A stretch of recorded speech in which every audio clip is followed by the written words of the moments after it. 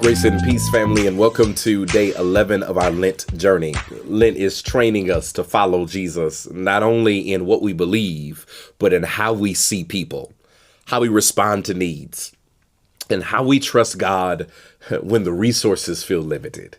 Today's passage is Mark chapter 8, verses 1 through 10, the feeding of the 4,000. Let me read a few verses from the New International Version, verses 2, 3, 5, and 6. It says, "I have compassion for these people. They have already been with me 3 days and have nothing to eat. If I send them home hungry, they will collapse on the way because some of them have come a long distance."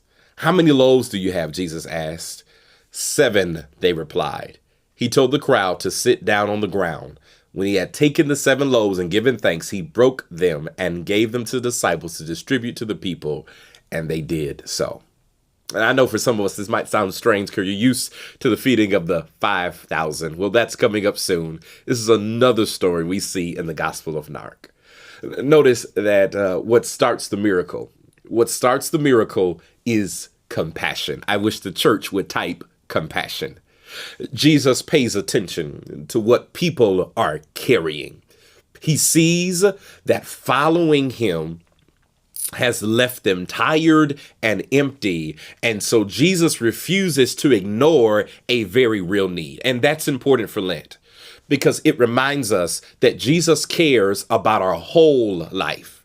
He cares about your soul, yes. And he also cares about your strength. He cares about your spirit, yes. But he also cares about what's been wearing you down in life. Let me give you 3 truths to help carry this message a little bit further.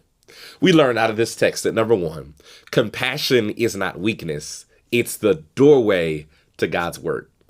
Jesus doesn't say they should have planned better. He says, I have compassion. Jesus doesn't say they should have ate before they came. He says, I have compassion. If you want to be more like Christ, you have to let your heart stay soft, even in a hard world. Number 2, we learn from this text that Jesus will ask what you have, not what you lack. Notice in the text that Jesus doesn't start with the size of the crowd. He starts with the loaves. In other words, stop staring at what you don't have and really start surrendering what you do have. Number 3. We learn in this text that God multiplies what you place in his hands. Jesus takes what they have, gives thanks, breaks the bread, and puts it in the disciples' hands to distribute to the multitude. They move from panic to participation.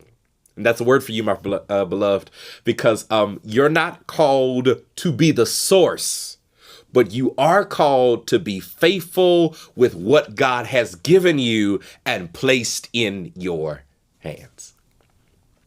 We learn out of this entire text that compassion makes room for a miracle and that Jesus can do more with your 7, what's in your hand, than he can do with your stress or your panic. Won't you have compassion today and share with what God has given you? I'll see you tomorrow.